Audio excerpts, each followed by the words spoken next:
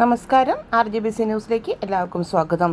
അമേരിക്കയും ഇറാനും തമ്മിലുള്ള സംഘർഷം വീണ്ടും രൂക്ഷമാകുന്ന സാഹചര്യത്തിലാണ് പുതിയ വിവരങ്ങൾ പുറത്തുവരുന്നത്. അമേരിക്കൻ നാവികസേന ഒരു ഇറാനിയൻ ചരക്ക് കപ്പൽ പിടിച്ചെടുത്തതായി റിപ്പോർട്ടുകൾ പുറത്തുവരുന്നു. ഈ സംഭവത്തെ ഇറാൻ ശക്തമായി അപലപിക്കുകയും കടൽ കള്ളത്തരം എന്ന് വിശേഷിപ്പിക്കുകയും ചെയ്യുന്നു. സംഭവത്തിന് ശക്തമായ പ്രതികാരം ഉണ്ടാകുമെന്ന് ഇറാൻ മുന്നറിയിപ്പ് നൽകിയിട്ടുണ്ട്. ഇതിനിടെ ഹോർമൂസ് കടലിടുക്കിൽ സുരക്ഷാ സാഹചര്യങ്ങൾ വീണ്ടും ഗുരുതരമായി മാറിക്കൊണ്ടിരിക്കുകയാണ്. ലോകത്തിലെ ഏകദേശം 20% എണ്ണ വിതരണം നടക്കുന്ന ഈ കടൽപാതയിൽ ഇറാൻ നിയന്ത്രണങ്ങൾ ശക്തമാക്കിയതായും ചില വ്യാപാര കപ്പലുകൾ തടസ്സപ്പെട്ടതായും റിപ്പോർട്ടുകൾ പുറത്തുവരുന്നു.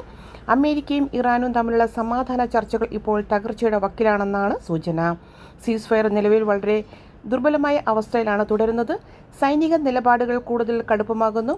കരാർ ഇല്ലെങ്കിൽ ഇറാനിലെ പ്രധാന ലക്ഷ്യങ്ങളെ ആക്രമിക്കുമെന്ന് അമേരിക്ക മുന്നറിയിപ്പ് നൽകിയപ്പോൾ മിഡിൽ ഈസ്റ്റിലെ അമേരിക്കൻ സൈനിക കേന്ദ്രങ്ങളെ ലക്ഷ്യമാക്കുമെന്ന് ഇറാനും തിരിച്ചു പ്രതികരിക്കുകയുണ്ടായി. നിലവിലെ സാഹചര്യങ്ങൾ വിലയിരുത്തുമ്പോൾ ചെറിയൊരു സംഭവം പോലും വലിയ സൈനിക ഏറ്റുമുട്ടലിലേക്ക് നയിക്കാവുന്ന അതീവ ഗുരുതര ഘട്ടത്തിലാണ് മേഖലകൾ. അടുത്ത 24 മുതൽ 48 മണിക്കൂറിനുള്ളിൽ കടൽ മേഖലയിലെ ഏറ്റുമുട്ടലുകൾക്കും മിസൈൽ അല്ലെങ്കിൽ ഡ്രോൺ ആക്രമണങ്ങൾക്കും സാധ്യതയുണ്ടെന്നാണ് അന്താരാഷ്ട്ര നിരീക്ഷകർ വിലയിരുത്തുന്നത്. ഇതോടെ RGBC ന്യൂസ് ബ്രേക്കിംഗ് ബുള്ളറ്റിൻ സമാപിക്കുന്നു. കൂടുതൽ അപ്ഡേറ്റുകൾക്കായി ഞങ്ങളോടൊപ്പം തുടരുക. നന്ദി.